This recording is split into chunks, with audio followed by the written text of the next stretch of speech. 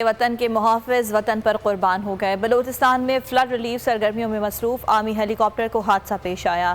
Corps commander Quetta 12 کور lieutenant general سرفراز علی سمیت پاک فوج کے 6 سپوت شہید ہو گئے۔ راولاکوٹ سے تعلق رکھنے والے D G coast guard major general Amjad Hanif شہداء میں شامل۔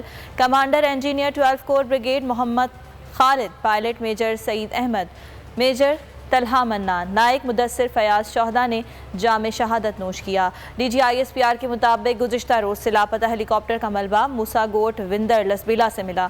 ابتدائی تحقیقات کے مطابق ہیلی کاپٹر کو حادثہ خراب موسم کے باعث پیش آیا۔ ہیلی کاپٹر کا لسبیلا میں دوران پرواز ایئر ٹریفک کنٹرول سے رابطہ منقطع ہو گیا تھا۔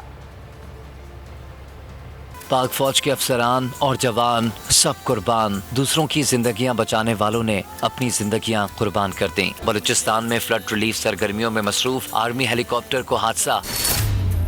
آئی ایس پی آر کے مطابق پاک فوج کے لاپتہ ہیلی کاپٹر کا ملبہ وندر لسبیلا سے ملا۔ کور کمانڈر کوئٹہ 12 کور لیفٹیننٹ جنرل سرفراز علی سمیت 6 افسران نے جام شہادت نوش کیا۔ راولاکوٹ سے تعلق رکھنے والے D G coast guard major general Amjad Hanif شہداء میں شامل۔ میجر جنرل امجد حنیف نے سوگواران میں اہلیہ، ایک بیٹی اور 2 بیٹوں کو چھوڑا ہے۔ ہیلی کاپٹر حادثے میں فیصل آباد سے تعلق رکھنے والے کمانڈنگ انجینئر 12 کور بریگیڈیئر محمد خالد شہید ہوئے۔ بریگیڈیئر محمد خالد نے سوگواران میں اہلیہ، 3 بیٹیاں اور 3 بیٹے چھوڑے ہیں۔ لاڑکانہ سے تعلق رکھنے والے pilot major Saeed Ahmed, major Talha منان، نارووال سے تعلق رکھنے والے نائک مدثر فیاض نے بھی جام شہادت نوش کی۔ شہید پائلٹ میجر سعید احمد سوگواران میں اہلیہ، ایک بیٹا اور ایک بیٹی چھوڑ گئے۔ شہید پائلٹ میجر محمد طلحہ منان نے سوگواران میں اہلیہ اور 2 بیٹے چھوڑے۔ ترجمان پاک فوج کا کہنا ہے کہ ہیلی کاپٹر لسبیلا میں موسیٰ گوٹ وندر کے مقام پر خراب موسم کے باعث حادثے کا شکار ہوا۔